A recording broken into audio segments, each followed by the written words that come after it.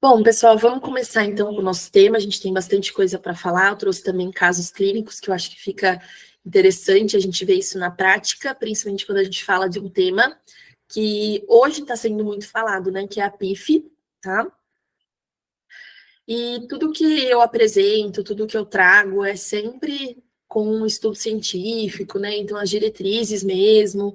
A gente tem essa bem recente, 2022, que é muito legal, depois eu até indico vocês a lerem mesmo, porque ajuda o clínico especializado de felinos no momento ali do diagnóstico, que é tão difícil aí para a PIF, tá? Então, esse estudo é bem legal.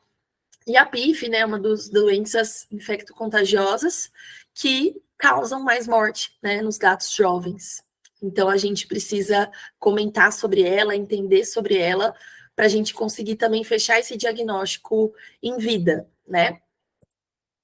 Então, a gente vai conversar sobre o que é a PIF, quais são os sintomas clínicos, o diagnóstico, os exames complementares, tratamento e os casos clínicos que eu trouxe também para a gente conversar. Bom, antes da gente começar a entender sobre a peritonite infecciosa, a gente tem que entender sobre o coronavírus entérico, né?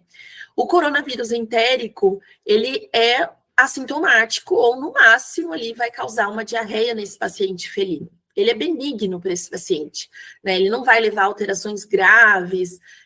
Normalmente, essa diarreia em alguns pacientes que vão ter o sintoma são autolimitantes, então a gente não tem ali uma preocupação em relação a sintomas e o que a gente vai precisar fazer para tratamento do coronavírus entérico, tá?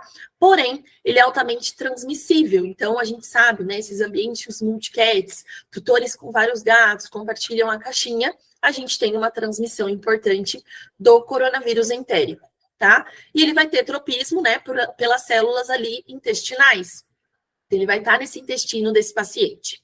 Quando a gente fala sobre a peritonite infecciosa, ela já vai trazer sintomas muito graves para esse paciente, né? Ela não vai ser benigna, ela vai ser maligna, porque ela pode trazer vários sintomas que a gente vai conversar mais para frente. E no momento que a gente tem a peritonite infecciosa, ela deixa de ser transmissível. Então, ela não é transmissível quando a gente já tem ali a mutação. E ela muda esse tropismo, né? Antes ali intestino, nas células intestinais, agora ela tem um tropismo por macrófagos e monócitos, que são muito importantes ali para a questão de células de defesa, né? E o coronavírus entérico, eles são vírus do RNA, fita simples, envelopado. Eles conseguem ali ficar no ambiente, por isso que é altamente transmissível quando a gente tem ali o entérico. E eles têm uma alta taxa de replicação e mutação. Então, para ter um erro ali acontecendo é muito fácil, tá? Então, esse coronavírus, ele pode estar no intestino delgado, no intestino grosso, tá? Tendo esse tropismo. Quando a gente tem um paciente imunossuprimido, a gente vai conversar mais para frente também, ele deixa, né? Ele tem essa predileção a monócitos e macrófagos, onde vai para a corrente sanguínea, o paciente vai ficar debilitado, vai ter sintomas, acontece essa mutação, né? Vai para outros órgãos e a gente vai ter um paciente sintomático. Tá? Como eu falei, ele tem um alto nível de mutação, de variação, e isso pode ter erros, né? E por conta disso, a chance de uma mutação genética é muito maior, que é a peritonite infecciosa, tá? Falando um pouquinho mais sobre a diferença, que eu acho que é muito importante a gente entender esse ponto, né? Às vezes o tutor entra ali na internet, ele já coloca, quando a gente fala um pouquinho, nossa, suspeita da PIF, e ele fica desesperado, né? Porque ele vê, meu Deus, vai passar para os outros gatos, não tem cura, que a gente ainda tem muitos estudos antigos falando sobre isso, e aí a gente vai explicar para ele. Tá? O coronavírus entérico, ele é um vírus onipresente em 60, 90% dos gatos. Então, muitos gatos são positivos para o coronavírus entérico, tá? E nem 60, 90% vai ter a PIF, tá? E aí, quando é que a gente vê esse coronavírus entérico? A gente tem um painel entérico de fezes, que é um exame de fezes mais específico, que a gente pede na clínica de felinos, que vai me trazer outros parasitas, giardia, trichomoniasis, e o coronavírus entérico, ele tá lá. E aí, quando vem um positivo, esse tutor pira, né? Porque ele vai entrar na internet, ele vai ver que está relacionado com a PIF.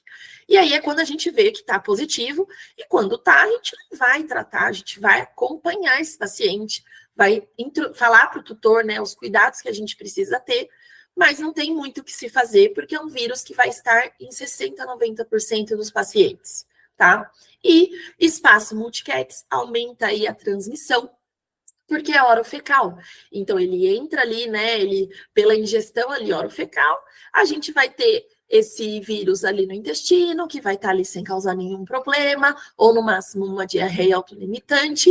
E se eu tenho um paciente que é imunossuprimido, que está num ambiente ruim, de estresse, aí sim eu tenho chances desse vírus se aproveitar dessa replicação exagerada e a gente ter essa mutação. Tá? 70% dos gatos que têm o coronavírus entérico vai ser uma infecção transitória, então tende a se autolimitar. Ou 30% dos gatos vai ser permanente, então sempre que a gente faz um exame de fezes, a gente vê que esse paciente continua ali com coronavírus entérico positivo. Já na peritonite infecciosa felina, é uma mutação desse coronavírus entérico, né, de gatos susceptíveis. Então, nem todos os gatos que têm ali o coronavírus entérico, a gente vai precisar fazer alguma coisa, né, ficar desesperado.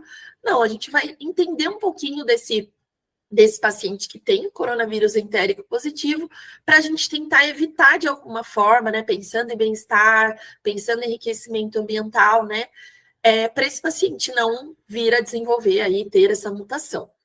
É uma doença infecciosa, não é transmissível, comum em gatos mais jovens, né? Então, menores aí de 2 anos.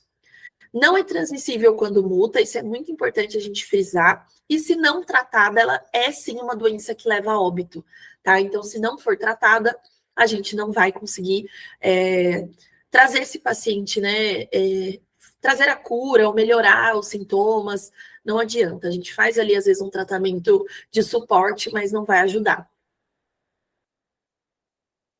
Então, a predisposição, né? A gente tem aí algumas ideias sobre predisposição, principalmente animais jovens que estão com essa imaturidade do seu sistema imunitário, né? Então, a gente tem sim gatinhos com menos de 1 ano de idade que tem mais probabilidade tanto de transmissão ali do coronavírus entérico que os gatos adultos. Por isso que a gente também tem essa taxa aí, né, de ter gatinhos mais jovens desenvolvendo a PIF, mas isso não é uma coisa concreta. A gente sempre tem que pensar se a gente tem sintomas, né? O paciente adulto, ele pode ter, se ele está com a imunidade muito ruim, se ele tem uma comorbidade associada, tá? A genética e racial, a gente tem alguns estudos falando sobre isso, mas não é muito específico.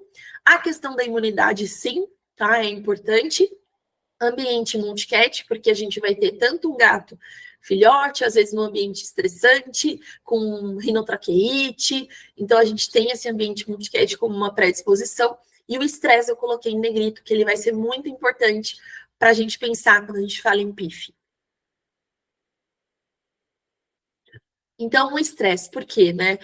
O estresse para o gato, não só para PIF, mas para várias doenças, ela vai ser muito importante. Por isso que hoje a gente fala tanto sobre manejo cat-friendly, manejo amigável com o gato, porque a gente sabe que o estresse, ele vai imunossuprimir esse paciente. E se eu tenho uma FIV-FeLV, se eu tenho um herpes vírus, né, ela vai ser ativada, esse paciente vai vir com sintomas.